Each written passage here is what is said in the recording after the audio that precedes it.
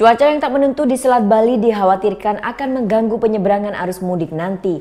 Jika hal tersebut terjadi, Syah Bandar Pelabuhan Gilimanuk akan lakukan penundaan keberangkatan. Sementara itu, menurut BMKG wilayah Denpasar, hujan deras disertai angin kencang yang terjadi beberapa hari terakhir di wilayah Bali disebabkan adanya gangguan pada atmosfer bumi.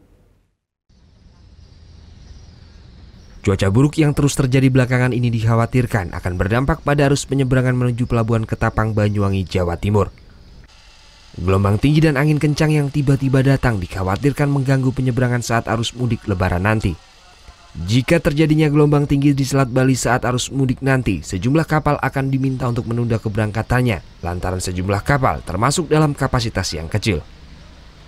Menurut Kepala Syah Bandar Pelabuhan Gilimanuk Made Astika mengaku akan meningkatkan pengawasan terhadap sejumlah kapal yang terkadang membandel melakukan pelayaran saat cuaca buruk. Jadi alam yang memberikan itu, jadi kita tidak bisa prediksi Pak. Walaupun hari ini, detik ini Bapak mungkin lihat cuaca agak bagus nih Pak ya.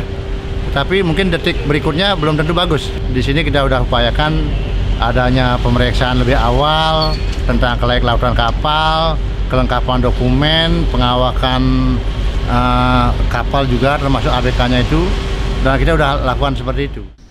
Tidak itu saja, sejumlah kapal diminta untuk melengkapi alat keselamatan seperti life jacket untuk para penumpang jika insiden terjadi di tengah laut.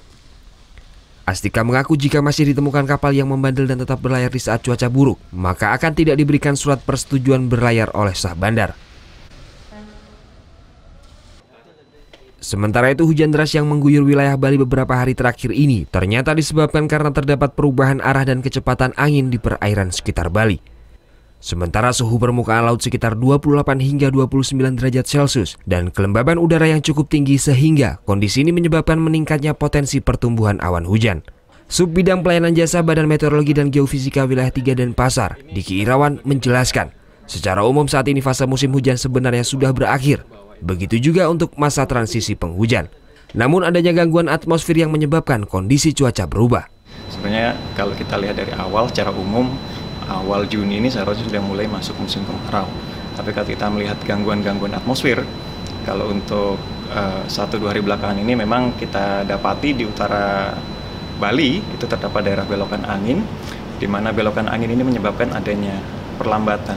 Nah, daerah perlambatan itu menyebabkan terjadinya konveksi atau banyaknya pertumbuhan awan, di mana pertumbuhan awan ini menyebabkan atau berpeluang terjadinya hujan.